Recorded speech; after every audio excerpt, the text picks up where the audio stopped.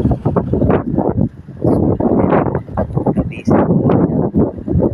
po ako ngayon sa buwak ko.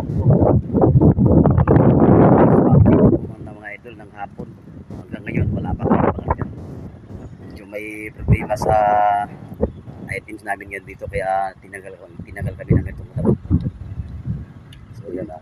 Ito yung mga kasamahan ko dito ngayon. Yan. Masalang na yan mga idol pero wala pa naman yan.